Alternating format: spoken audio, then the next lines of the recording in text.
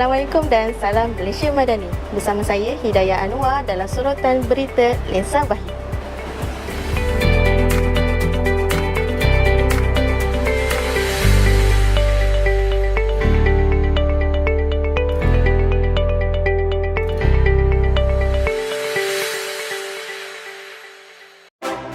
Sesi pemeriksaan barisan dan tabir hormat melibatkan seramai 13 anggota polis bantuan di Wahyu telah diadakan dan Yang Berbahagia Datuk Ketua Pengarah Wahyu telah menghadiri sesi ini bersama Puan Timbalan Ketua Pengarah Pengurusan pada 7 Januari yang lalu.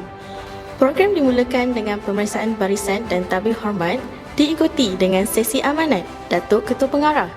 Yang Berbahagia Datuk Ketua Pengarah menekankan keperluan supaya setiap anggota polis bantuan untuk mengekalkan sifat positif sesama pasukan, membina semangat kebersamaan yang kukuh.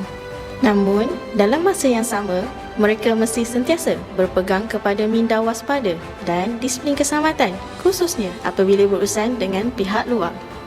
Datuk Ketua Pengarah turut menegaskan agar semangat kebersamaan yang menjadi asas kekuatan organisasi dikekalkan, namun kekal tegas dan berdisiplin.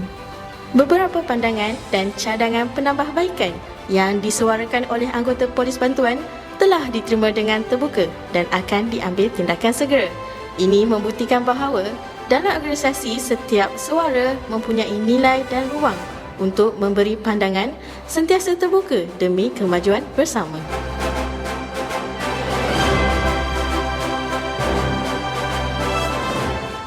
Antara indikasi yang telah diberikan oleh Datuk KP adalah sentiasa berfikiran positif, tapi minda berfikiran negatif atas faktor keselamatan tetap perlu ada.